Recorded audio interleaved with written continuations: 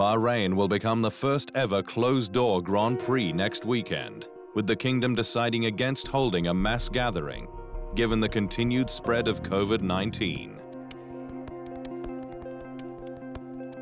The decision was announced on Sunday, with the island nation declaring its own early actions to prevent, identify and isolate cases of individuals with the virus has been extremely successful to date.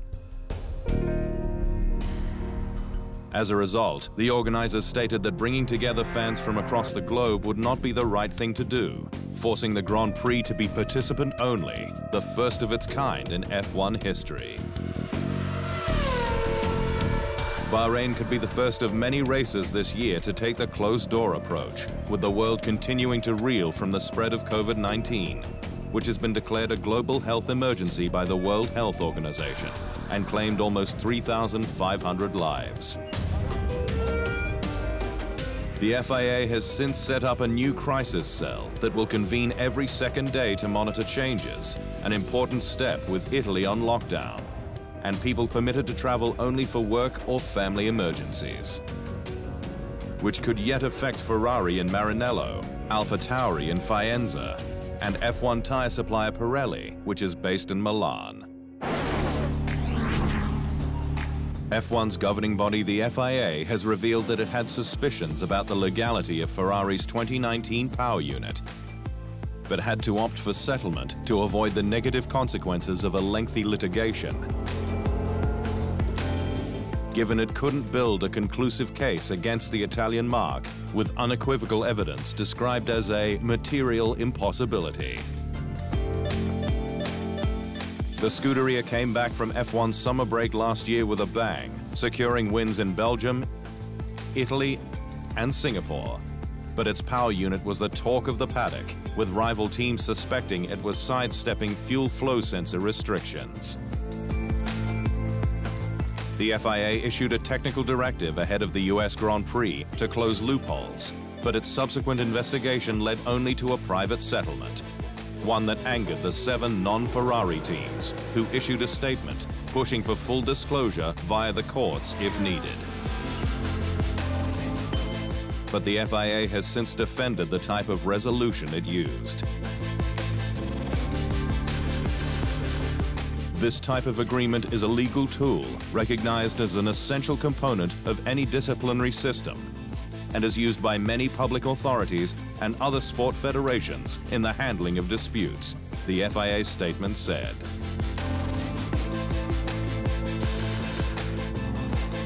The FIA's World Motorsport Council also expressed unanimous support for the decision taken and overall management of the case.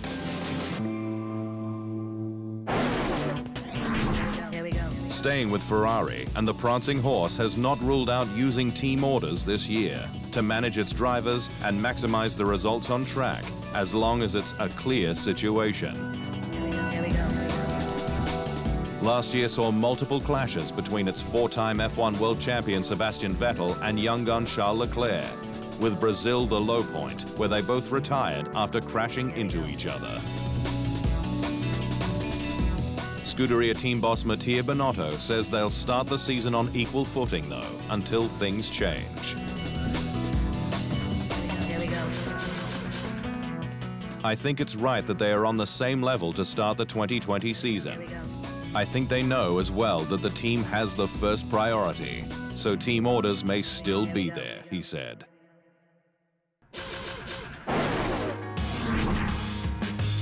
This weekend, it's helmets on as the first race of F1's 2020 season gets underway.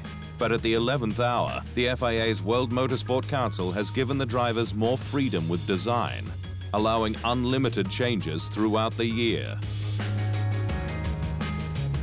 The drivers were previously restricted to 1 helmet design change per season, a rule brought in from 2015 to help fans more easily identify the drivers on track, following a proliferation of one-off specials. Other last-minute changes include the minimum weight of the cars, which will rise 1 kilogram to 746, and Abu Dhabi's post-season test, which is set to be used to sample Pirelli's tires for 2021's 18-inch wheels. There are also more changes to the 2021 regulations to ensure closer racing, with front wing tweaks, mandatory wheel tethers, and allowances for cost cap monitoring at any time. Mercedes heads to Albert Park as odds-on favorite, with team principal Toto Wolff and Lewis Hamilton in relaxed mood ahead of the season start. The pair at Mercedes HQ in Stuttgart for a sustainability chat both spoke positively about the campaign ahead, with the Silver Arrows topping pre-season testing both in time and distance. Though Wolff did mention his concerns over power unit reliability, which the squad hopes to iron out before arriving in Australia. We had a pretty good test. I think there is some positives that we can take. The car feels good. Lewis can say more about that. Overall, still some little tweaks and reliability gremlins that we need to sort out. But overall, I would say we can say that was a good 6 days. Hamilton, though, was more cautious, with top team rivals Ferrari and Red Bull both taking big steps to catch up this year. The car is basically an evolution of last year's car, and it's a small step in the right direction. So I hope that it's enough for us to be right at the front fighting for wins. Silverstone, home of British motorsport, was on show ahead of F1's 70th anniversary campaign, with Prince Harry, Duke of Sussex, and Mercedes Top Gun Lewis Hamilton officially opening its new museum. The new Silverstone experience brings British motorsport history to life with interactive shows and displays, along with a host of special cars and memorabilia sure to inspire fans both young and old. With Prince Harry also taking the chance to congratulate Silverstone on inspiring a new generation of world-class engineers. Thank you for providing so many STEM opportunities for so many young people. And thank you for really putting a marker down for what British motor racing means to the world.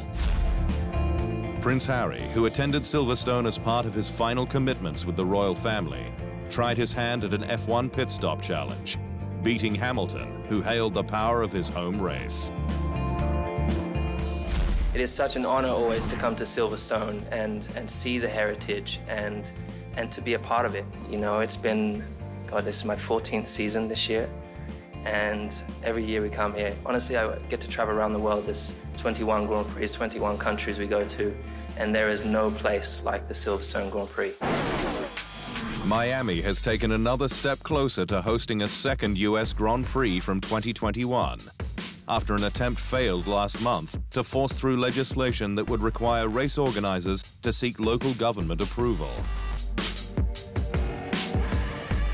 F1 is desperate to expand its American audience, but Miami has been a challenging city to sign up, with local opposition destroying its Bayfront circuit plans, with a second site around Hard Rock Stadium, home to the Miami Dolphins NFL squad, seeing local residents up in arms. F1 Chairman and CEO Chase Carey remains positive, however, that the race will eventually get the green light. We're still focusing on trying to get things in place for 2021, he said.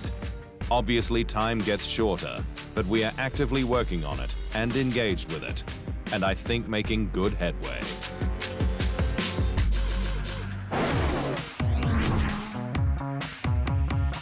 F1 will return to the Netherlands in May with the return of the Dutch Grand Prix, the first since 1985, when the late great three-time F1 world champion Niki Lauda took his 25th and final win with McLaren. And prior to this weekend's season opener in Australia, Max Verstappen was at Zandvoort near Amsterdam to hype his home event and christen the newly completed track in Red Bull's 2012 championship-winning RB8, the brand's V8-powered demonstration car of choice.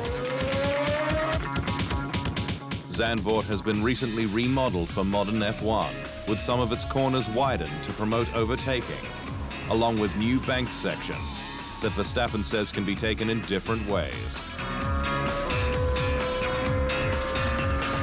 Yeah, it was of course, I mean, a great opportunity to be the first one, and I think also the track itself looks really cool.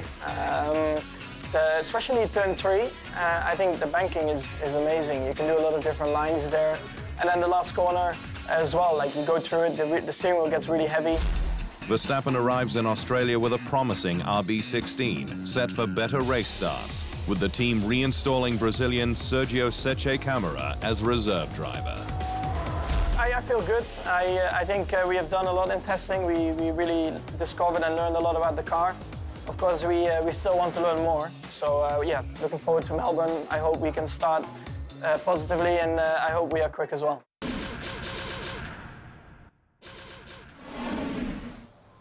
Thanks for watching. To stay up to speed on all things Formula One, make sure you hit the subscribe button.